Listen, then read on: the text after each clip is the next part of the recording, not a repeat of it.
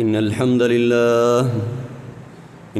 لله نحمده ونستعينه ونستغفره ونؤمن به ونتوكل عليه ونعوذ بالله من شرور أنفسنا ومن سيئات أعمالنا من يهده الله فلا مضل له ومن يضلله فلا هادي له وأشهد أن لا إله إلا الله وحده لا شريك له وأشهد أن محمدًا عبده ورسوله أما بعد فإن خير الحديث كتاب الله وخير الهدي هدي محمد صلى الله عليه وسلم وشر الأمور محدثاتها وكل محدثة بدعة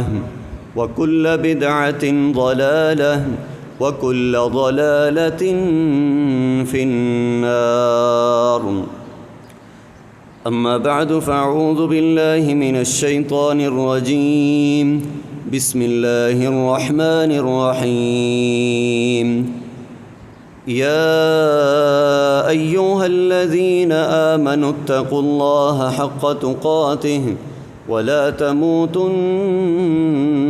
إلا وأنتم مسلمون يا أيها الناس اتقوا ربكم الذي خلقكم من نفس واحدة وخلق منها زوجها وبث منهما رجالا كثيرا ونساء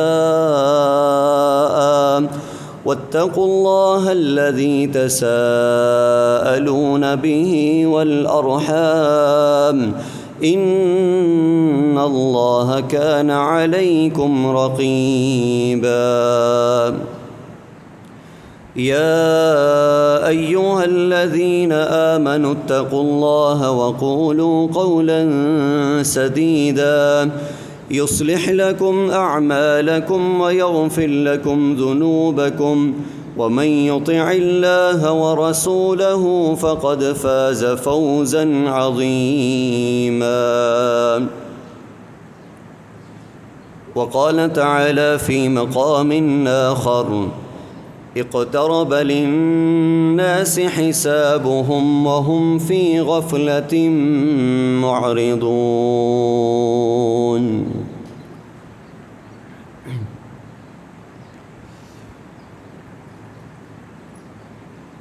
جو انسان صبح شام کرتا ہے اور جو ہر لمحہ ہر گھنٹہ ہر منٹ سیکنڈ گزرتا ہے تو انسان کے حساب و کتاب کا وقت قریب ہوتا جاتا ہے۔ یوں سمجھ لیجئے کہ اگر ہم میں سے کسی کی زندگی کے 10 سال باقی رہتے ہیں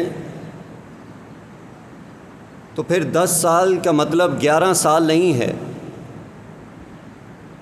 10 سال کا مطلب 10 سال کا آخری سیکنڈ اور اس کا بھی 1000واں حصہ وہی ہے جو مقرر ہے۔ تو ایسا کبھی نہیں ہوتا کہ امتحان کا وقت جو طے پایا ہے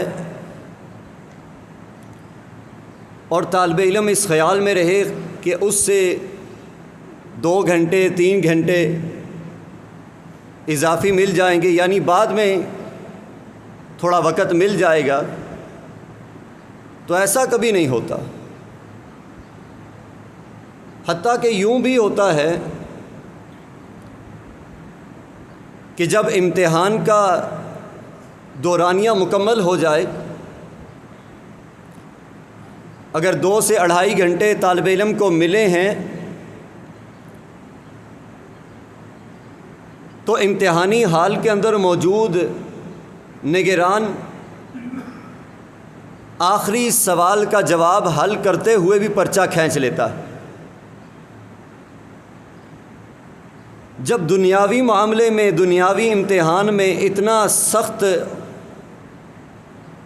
اور کڑی نگرانی رکھی گئی ہے، تو آخرت کے حساب کے حوالے سے تو اللہ نے بڑا ہی مضبوط اور کڑا نظام رکھا ہے۔ وہاں پر ایک لمحے کی بھی دیر سویر نہیں ہونی۔ تو جوں ہمیں معلوم پڑ رہا ہے کہ ہم حساب کے قریب ہوتے جا رہے ہیں، تو ہمارا رب سے بھی اتنا ہی قرب ہونا چاہیے۔ یہ علامات قیامت ذکر کرنے کا مطلب کیا ہے، مقصد کیا ہے؟ اگر نہ بھی بیان کی جاتی تو قیامت تو آنی تھی۔ سائل نے سوال کیا، آ کے پوچھتا ہے اللہ کے رسول متی الساعہ، قیامت کب آئے گی؟ قیامت کب آئے گی؟ تو جواباً رسول اللہ صلی اللہ علیہ وسلم نے کیا ارشاد فرمایا تھا؟ تیاری کیا کی ہے اس کے لیے؟ تیاری ہے اس کی، وقت نہیں پتہ، آنی ضرور ہے، لیکن تیاری کر کے رکھو۔ ہاں، اگر تم اندازہ لگانا چاہتے ہو کہ میں اور کتنا قیامت کے قریب ہو چکا ہوں، تو جب یہ علامات پوری ہو جائیں تو سمجھ لو قیامت قریب آ چکی۔ یہ اس وجہ سے ہے، اس لیے ہے کہ پتہ چلے کہ ہم قیامت کے کتنے قریب ہوتے جا رہے ہیں۔ سرور کونین علیہ الصلاۃ والسلام کے صحابی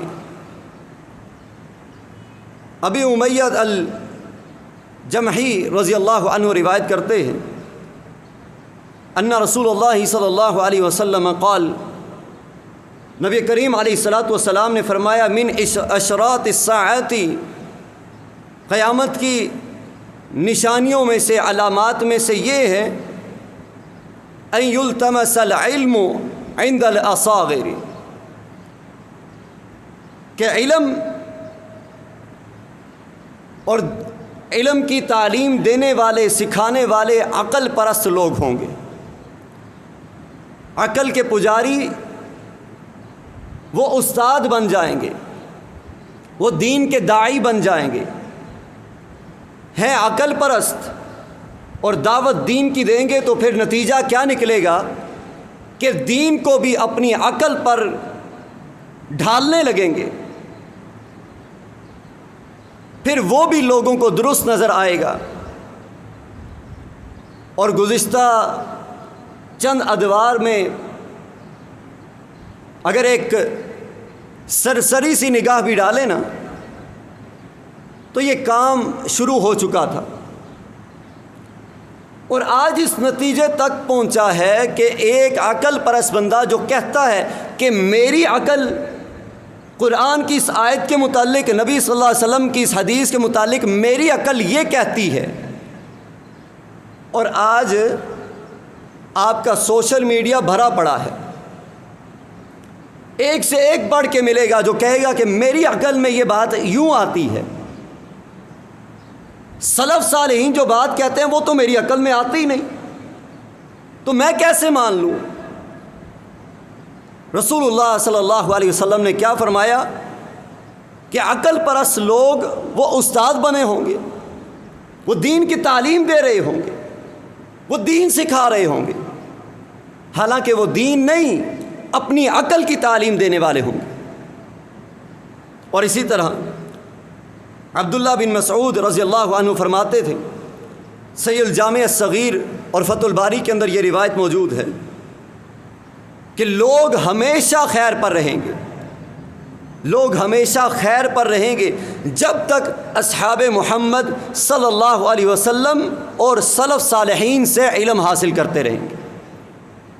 خیر ان سے دور نہیں جائے گی، خیر ان کے ساتھ رہے گی جب تک اصحاب محمد صلی اللہ علیہ وسلم سے اور سلف صالحین سے دین کا علم حاصل کرتے رہیں گے۔ اور آج ایک عقل کا پجاری کیا کہتا ہے، ایک عقل پرست کیا کہتا ہے کہ سلف صالحین کی باتیں میری عقل میں نہیں آ رہی، امام ابن تیمیہ کی باتیں تو مجھے سمجھ ہی نہیں آ رہی، امام بخاری نے پتہ نہیں یہ باب کیسے باندھ دیا، امام ترمذی کو پتہ نہیں کس نے کہہ دیا تھا کہ یہ حدیث نقل کریں۔ طرح طرح کے اشکال، طرح طرح کی باتیں قیامت کی علامات میں سے ہے، رسول اللہ صلی اللہ علیہ وسلم نے بیان فرمائی۔ اور آج یہاں تک بھی کہہ دیتے ہیں کہ پرانے لوگوں کو قرآن اس لیے نہیں سمجھ آیا کہ انہیں سائنس نہیں سمجھ آئی تھی، انہیں سائنس نہیں سمجھ آئی تھی اس لیے انہیں قرآن نہیں سمجھ آیا، اور مجھے سائنس سمجھ آئی ہے تو قرآن مجھے آسانی سے سمجھ آ گیا۔ بھائی قربان جائیں تمہاری سوچ پر، جب قرآن نازل ہوا تھا کون سی سائنس کے ساتھ نازل ہوا تھا؟ جب قرآن نازل کیا گیا تھا کون سی سائنس کی فارمولے کے ساتھ نازل کیا گیا تھا؟ جب نزول قرآن ہو رہا تھا کون سی چیزیں ایجاد ہو رہی تھی؟ یہ قرآن ہے، رب کی وحی ہے، رب کا فرمان ہے، تیری عقل کا محتاج نہیں ہے، تو اپنی عقل کا علاج کرا، قرآن تیری سائنس کا محتاج نہیں۔ سائنس قرآن کی محتاج بنی ہے، قرآن سائنس کا محتاج نہیں بنا۔ سائنس نے جو ایجادات کیے ہیں ان میں سے سینکڑوں ایجادات وہ قرآن کو پڑھنے کے بعد کی ہیں، قرآن کا مطالعہ کرنے کے بعد کی ہیں۔ آپ دیکھ لیں احادیث کے اندر آتا ہے کہ نہیں آتا؟ رسول اللہ صلی اللہ علیہ وسلم کا شق صدر ہوا کہ نہیں؟ آپ کا سینہ مبارک اسے چیر کر دل نکالا گیا، زمزم سے دھویا گیا، پھر اسے اندر اپنی جگہ پر رکھا گیا، اوپر سے اسے سلائی کر دیا گیا، جوڑ دیا گیا۔ 1400 سال گزرنے کے بعد آج سے چند ادوار پہلے سائنس دیکھنے لگی، سوچنے لگی کہ دل کا آپریشن ہو سکتا ہے، یہ واپس اپنی جگہ پر فٹ بھی ہو سکتا ہے بغیر کسی نقصان کے۔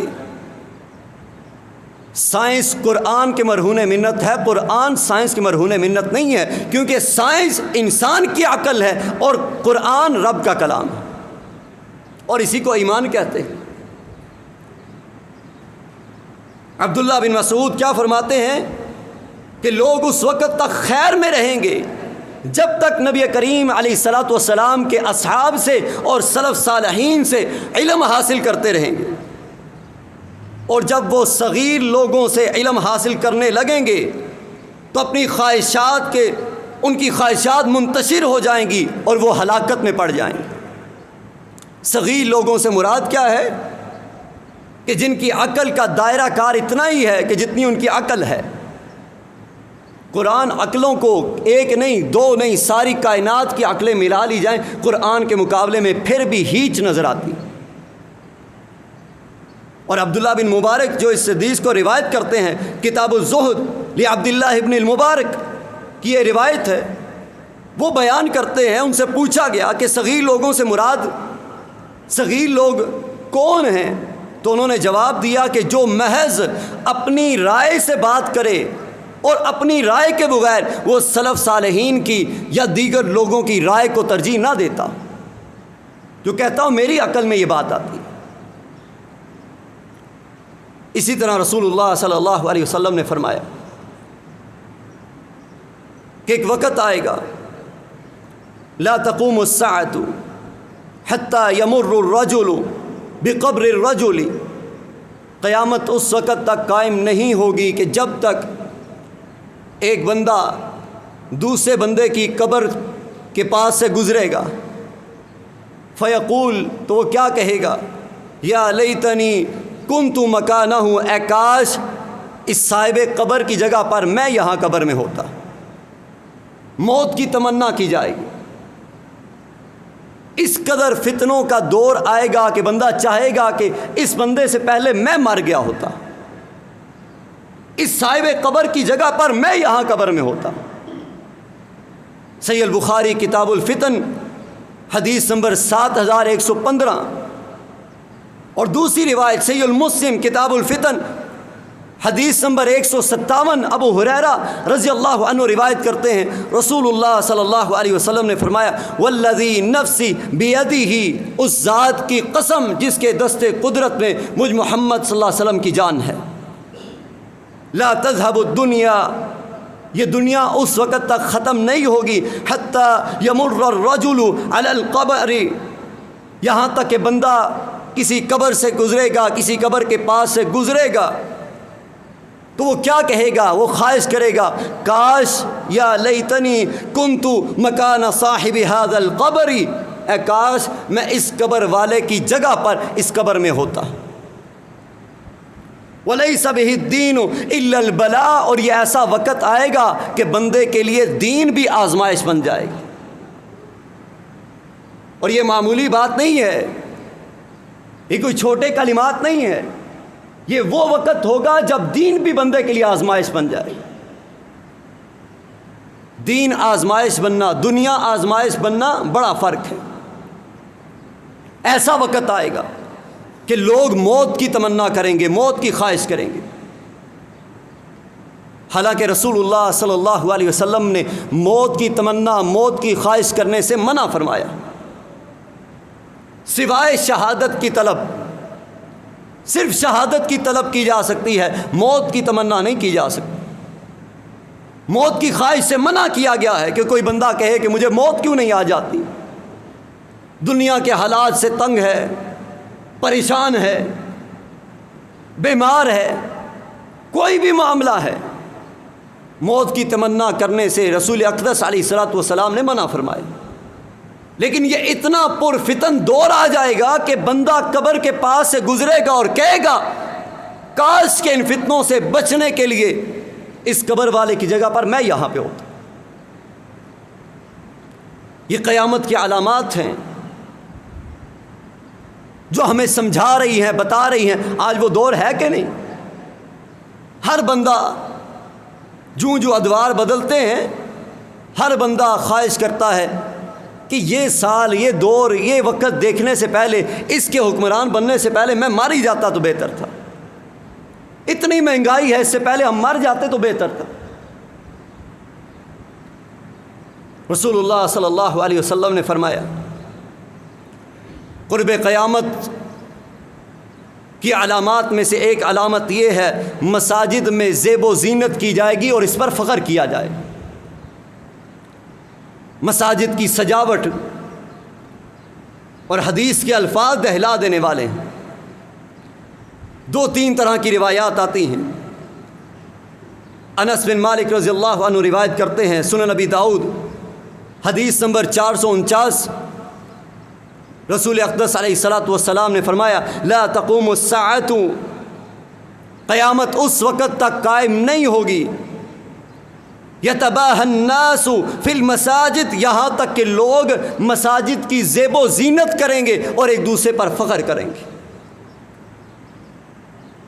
اور دوسری روایت کے اندر ابو درداء رضی اللہ عنہ روایت کرتے ہیں، صحیح الجامع الصغیر کی روایت، السلسلۃ صحیحہ کی روایت ہے، نبی رحمت علیہ الصلوۃ والسلام نے فرمایا جب تم مسجدوں کو سجانے لگو اور قرآن کو مزین کرنے لگو تو تمہاری بربادی ہے۔ آج مسجدیں سجائی جاتی ہیں کہ نہیں سجائی جاتی؟ یہ کون سا دور ہے؟ اور کس دور میں ایسا ہوا تھا کہ مسجدوں پر لائٹنگ ہوئی تھی؟ کس دور میں ایسا ہوا تھا کہ مساجد کی زیب و زینت میں ایک دوسرے سے مقابلہ کیا گیا تھا؟ آج یقین جانے ملک پاکستان کے اندر ایسی مساجد ہیں، باہر کی بات نہیں کرتا، ملک پاکستان کی ایسی مساجد ہیں جس کے ایک مینار پر 2 کروڑ روپیہ لگایا گیا، ایک مینار پر۔ اگر کوئی دیکھنا چاہتا ہے تو یہاں ٹیکسلا واک اینڈ کے اندر یہاں پہ بھی مساجد موجود ہیں، لیکن راول پنڈی کے اندر میں نے خود دیکھی ایک مسجد بڑی شاندار بنی، 2 مینار اس کے بنائے گئے اور مسجد نبوی کی کاپی کر کے، ان میناروں کی کاپی کر کے بنائے گئے۔ وہ کاپی کرنے کی وجہ سے اور اس طرح کے مینار بنانے کی خاطر ایک مینار پر غالباً 1.5 سے 2 کروڑ روپیہ لگا۔ فرمایا جب تم مسجدوں کو سجانے لگو گے، زیب و زینت مسجدوں کی بنانے لگو گے اور قرآن کو مزین کرنے لگو گے۔ قرآن بھی مزین کیا جاتا ہے کہ نہیں کیا جاتا؟ گا گا کے قرآن پڑھتے ہیں، گا گا کے، اور آج کا تو العیاذ باللہ کے قوالیوں کے اندر بھی قرآن کو شامل کر لیا، اور اسی کی دیکھا دیکھی ہمارے پڑوسی ملک نے اپنے گانوں کے اندر آیات کو شامل کر لیا۔ قرآن کو مزین کرنا ایک یہ ہے، اور ایک یہ بھی، ایک مزین کرنا یہ بھی ہے، قرآن بڑا سجا کے رکھا ہوا ہے، اس کے اوپر غلاف بڑا اچھا ہونا چاہیے، کپڑا اچھا ہونا چاہیے، بڑا چمکدار، بڑا ریشمی ٹائپ کپڑا، اوپر موتی ستارے لگے ہوئے ہوں، کڑھائی ہوئی ہو، قرآن کو اس کے اندر بند کر کے سالوں سال تک الماری کی نظر کر دیا جائے بڑے اچھے غلاف کے اندر، اور پھر کوئی 2-4 مہینے کے بعد غلاف اتار کے اس کو دھو کے صاف ستھرا کر کے پھر غلاف کو چوم کے دوبارہ قرآن کو اس کے اندر پیک کر کے الماری میں رکھ دیا جائے۔ فرمایا جب تم یہ کام کرنے لگ جاؤ گے تو یہ وہ وقت آئے گا کہ یہ تمہاری بربادی ہوگی، تم برباد ہو جاؤ گے۔ اور آج بربادی ہمارا مقدر اسی وجہ سے بنی ہوئی ہے کہ نہیں؟ آج لوگ کہتے ہیں، سوال کرتے ہیں، قرآن اثر نہیں کرتا جی، قرآن سنتے ہیں اثر نہیں کرتا۔ وہ انہی وجوہات سے اثر نہیں کرتا۔ اور تیسری روایت عبداللہ بن عباس رضی اللہ عنہ فرماتے ہیں، تم ضرور مساجد کو اس طرح سے آراستہ کرو گے، میں نے جو بات کہی نا کہ حدیث کے الفاظ دہلا دینے والے، تم ضرور با ضرور مساجد کی اس طرح زیب و زینت کرو گے، اس طرح آراستہ کرو گے جس طرح کہ یہود و نصارہ نے اپنی عبادت گاہوں کو آراستہ کیا، جس طرح یہود نے، نصارہ نے اپنی عبادت گاہوں کو سجایا ہے، مزین کیا ہے، تم بھی یہی کام کرو گے۔ آج یہود و نصارہ کی ان کے جو عبادت گاہیں ہیں، کلیسا ہے، ان کے چرچ ہیں، ان کو دیکھ کے مسجد کے اوپر جب لگایا جاتا ہے، اس طرح کی زیب و زینت بنائی جاتی ہے، بطور دلیل بعض مسلمان یہ بات کرتے ہیں، کہتے ہیں جی یہود و نصارہ کی عبادت گاہیں وہ مزین ہو سکتی ہیں، وہ اسے سجا سکتے ہیں، ہم مسجد کو نہیں سجا سکتے۔ اور بھائی اسی کام سے تو منع کیا گیا ہے کہ ان جیسا کام نہیں کرنا، تم اسے دلیل بناتے ہو۔ فرمایا کہ تم ان جیسا کام کرو گے، تم آراستہ مسجدوں کو یوں کرو گے جس طرح انہوں نے اپنے مندر سجائے ہیں، جس طرح انہوں نے اپنے کلیسا سجائے ہیں، اپنے چرچ سجائے ہیں۔ آج مساجد کے اندر لائٹنگ ہوتی ہے، ربیع الاول کے موقع پر بھی نظر آتا ہے، 11ویں 12ویں آتی ہے تو نظر آتا ہے۔ اچھا جی، ایک اور مزے کی بات یہ ہے کہ مسجد کے خطیب صاحب اگر حج یا عمرہ کر کے آ جائیں تو ان کے استقبال کے لیے بھی مسجد کو سجایا جاتا ہے، مسجد پر لائٹیں لگائی جاتی ہیں۔ یہ یہود و نصارہ کی نقالی ہے، یہود و نصارہ کا طرز ہے۔ اور رسول اللہ صلی اللہ علیہ وسلم نے فرمایا، ہر صورت میں، ہر موقع پر، جہاں تک ممکن ہو یہود و نصارہ کی مخالفت کرو، یہود و نصارہ کی مخالفت کرو۔ اور آگے چل کے جو بات آئے گی کہ نبی علیہ الصلوۃ والسلام نے پھر یہ بھی پیشن گوئی فرمائی ہے کہ تمہارے کام یہود و نصارہ والے ہی بن جائیں گے۔ اور ایک علامت یہ بیان فرمائی، عوف بن مالک رضی اللہ عنہ روایت کرتے ہیں، رسول اللہ صلی اللہ علیہ وسلم کے پاس میں آیا، غزوہ تبوک کا موقع تھا، آپ ایک چمڑے کے خیمے کے اندر تشریف فرما تھے۔ میں آپ کے پاس آیا تو آپ نے فرمایا قیامت کی 6 نشانیاں ذہن نشین کر لو۔ ان میں سے ایک نشانی یہ ہے کہ ایک گھر بھی روئے زمین پر نہیں رہے گا، ایک گھر بھی روئے زمین پر باقی نہیں رہے گا مگر اس کے اندر فتنہ داخل ہو کر رہے گا، ہر گھر کے اندر فتنہ داخل ہو کر رہے گا۔ صحیح البخاری حدیث نمبر 3176، ہر گھر میں فتنہ داخل ہوگا۔ اور آج بندہ سوچتا ہے کہ یہ کیسے ممکن ہے کہ ہر گھر میں ہی فتنہ داخل ہو جائے۔ اب اس کے اندر ہر کچا گھر، ہر پکا گھر، ہر امیر کا، ہر غریب کا، ہر بڑے کا، چھوٹے کا، حکمران کا، عوام کا، ہر کسی کے گھر میں فتنہ داخل ہو جائے گا۔ پھر نیک کا بھی اور بد کے بھی، عالم کے بھی اور عام بندے کے بھی۔ کس طرح سے وہ فتنہ یہ ہے، اور دور حاضر میں اگر دیکھنا چاہیں تو آپ کی اور میری جیب میں پڑا ہوا، ہمارے گھر میں پڑا ہوا اتنا سا یہ اینڈرائڈ موبائل ہے، یہ اتنی سی سکرین ہے، یہ ہر گھر میں داخل ہو چکی۔ کوئی گھر بھی جتنا میرے ناقص علم میں ہے شاید ہی کوئی گھر ہو جو اس سے بچا ہوا، نہیں بچا ہوا ابھی تک۔ ہر گھر میں یہ فتنہ داخل ہو چکا ہے، ہر گھر میں پہنچ چکا ہے۔ اب یہ پھر اللہ کی توفیق ہے کہ کون اس کا اچھا استعمال کرتا ہے اور کون برا استعمال کرتا ہے۔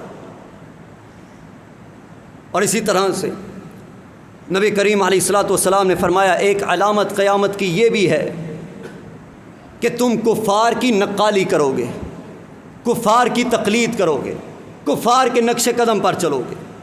ابو ہریرہ رضی اللہ عنہ روایت کرتے ہیں، صحیح البخاری حدیث نمبر 3719 ہے، رسول اللہ صلی اللہ علیہ وسلم نے فرمایا لا تقوم الساعہ، اس وقت تک قیامت نہیں آئے گی یہاں تک کہ تم اپنے سے پہلے لوگوں کے کاموں کو اپنا نہیں لوگے، جس طرح کا انہوں نے کام کیا وہی کام تم کرو گے۔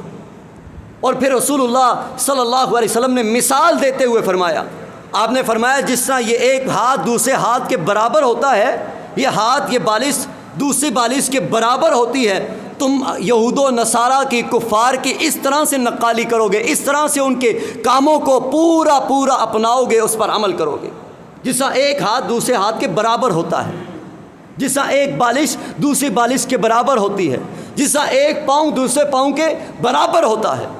اور دوسری حدیث کے الفاظ تو یہ ہیں کہ رسول اللہ صلی اللہ علیہ وسلم نے فرمایا کہ تم اس طرح سے ان کی نقالی کرو گے، ان کے نقش قدم پہ چلو گے، اگر ان میں سے کوئی بندہ گوہ کی بل کے اندر گھسے گا تو تم بھی اس کے پیچھے اس بل کے اندر گھس جاؤ۔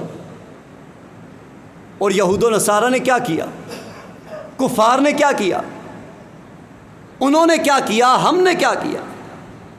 انہوں نے ہمارے ہی قرآن حدیث کو پڑھ کے مطالعہ کر کے ہمارے خلاف استعمال کیا، اور ہم نے ان کا کلچر اپنایا۔ آج دیکھ لیں،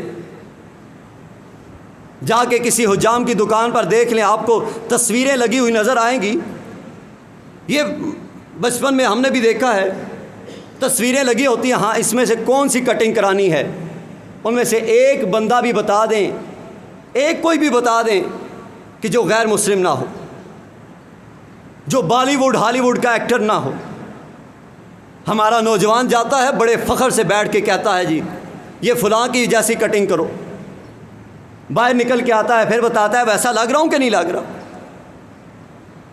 اور بعضوں کے بال اگر یہاں پہ بھی کسی کے ہیں، نبی کریم علیہ الصلوۃ والسلام نے منع فرمایا ہے کہ یہاں سائیڈوں سے باریک کرائے ہوتے ہیں، اوپر سے بال بڑے ہوتے ہیں، یا ایک سائیڈ کم ہوتی ہے دوسری سائیڈ زیادہ ہوتی ہے۔ نبی علیہ الصلوۃ والسلام نے فرمایا کہ اس طرح کے بال مت رکھو، مت اس طرح کے بال کٹاؤ۔ فرمایا آپ علیہ الصلوۃ والسلام کے بال، صحابہ بیان کرتے ہیں، اوپر نیچے کے بال برابر ہوا کرتے ہیں، اور آج جا کے بیٹھتے ہیں، پہلے نام ہوا کرتا تھا، آج تو بڑی چینجنگ آ چکی ہوگی، فوجی کٹنگ کر دیں، کٹورا کٹ کر دیں۔ ماشاءاللہ پیدا کیا ہے بیٹا اور بنا رہے ہیں بعد میں حجام کی دکان پہ جا کے کٹورا۔ مجھے تو ہنسی آتی ہے اور تعجب بھی ہوتا ہے کون ہے بیٹا، بڑا میرا بڑا پیارا بیٹا ہے جی، اور حجام کی دکان پہ کرسی پہ بٹھا کے کہیں گے کٹورا بنا دو۔ نام کیا رکھا ہے، بڑا پیارا خوبصورت نام ہے، بیٹا بھی بڑا خوبصورت ہے، اور خود ہی کہہ رہے ہوتے ہیں یہاں پر بیٹھو بیٹا کرسی پہ، یہ صاحب آپ کو کٹورا بنائیں گے۔ عجیب بات نہیں ہے؟ اب وہ کٹنگ کے نام ہے، اور کس کے نام پر، کون کر رہا ہے، کہاں سے آئی ہے؟ وہیں سے تو لی ہے۔ علامہ اقبال نے اسی لیے تو کہا تھا سورج ہر شام ہمیں یہ پیغام دیتا ہے، سورج ہر شام ہمیں یہ پیغام دیتا ہے، مغرب کی طرف جاؤ گے تو ڈوب جاؤ گے۔ مغرب میں رہ کے آئے تھے کہ نہیں علامہ اقبال؟ پڑھائی کی تھی وہاں پہ کہ نہیں کی تھی؟ پڑھ کے آئے تھے کہ نہیں؟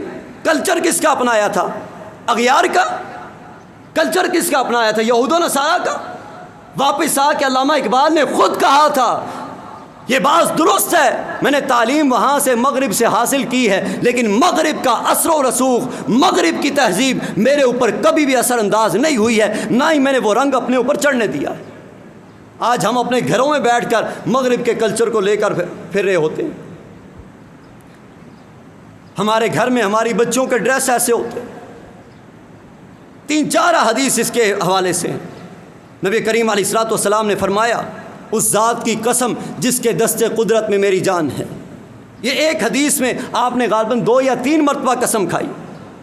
ایک تو یہ ہے، فرمایا کہ اسلام اجنبی ہو جائے گا، بدر اسلام غریباً، اسلام ابتدا میں بھی اجنبی تھا اور اختتام پر بھی اجنبی ہو جائے گا، اسے جاننے والا کوئی نہیں ہوگا۔ یہ علامات قیامت میں سے ہے کہ دین اجنبی ہو جائے گا۔ ان الاسلام بدأ غریبا وسیعود غریبا، اسلام کا آغاز بھی اجنبیت کے ساتھ ہوا تھا، اس کا اختتام بھی اجنبیت کے ساتھ ہوگا، کوئی جانے گا ہی نہیں اسلام کو۔ آج مسلمان بھی اسلام کے متعلق مسلمان ہیں، نالج ہی نہیں، پتہ ہی کوئی نہیں۔ ایک سکھ بندہ سوال کرتا ہے ایک مسلمان سے، قرآن میں کتنی صورتیں ہیں، کتنے پارے ہیں، آخری نبی کا نام کیا ہے؟ نبی کریم علیہ الصلوۃ والسلام کی ازواج کتنی تھی؟ چند ایک سوال کرتا ہے، وہ کہتا ہے مجھے ان کے جواب نہیں آتے، مجھے نہیں پتا تم کیا پوچھ رہے۔ پہلے خلیفہ کون تھے؟ خلیفہ ثانی کون تھے؟ خلیفہ ثالث کون تھے؟ چوتھے خلیفہ کون تھے؟ مجھے نہیں پتا ہے۔ وہ کہتا ہے اللہ کے بندے، تو تو مسلمان ہے، تو نے کلمے کی گواہی دی ہوئی ہے، میں مسلمان نہیں ہوں، میں سکھ ہوں، لیکن مجھے اتنا پتا ہے کہ قرآن کے اندر 30 پارے ہیں، 114 صورتیں ہیں، یہ محمد کریم علیہ الصلوۃ والسلام کے قلب اطہر پر نازل ہوا، آخری رسول بھی آپ ہیں، آپ کے بعد کوئی نبی نہیں، میں سکھ ہوں، میرا ایمان ہے، تو کیسا مسلمان ہے؟ فرمایا اسلام یہ اجنبیت کی حالت میں آ جائے گی۔ اور رسول اللہ صلی اللہ علیہ وسلم نے فرمایا، میں 3-4 احادیث کو جمع کر رہا، آپ علیہ الصلوۃ والسلام نے فرمایا یہ اجنبی ہو جائے گا، لیکن اجنبی لوگوں کے لیے خوشخبری ہے۔ یا رسول اللہ کون اجنبی لوگ؟ کیسے اجنبی لوگ؟ فرمایا جس طرح اسلام کو کوئی نہیں پہچانے گا، اس طرح ان لوگوں کو کوئی نہیں پہچانے گا۔ یہ لوگ، ان کی پہچان یہ ہے کہ یہ فتنوں کے فساد کے دور میں لوگوں کو اللہ اور اس کے رسول کی طرف بلانے والے ہوں گے۔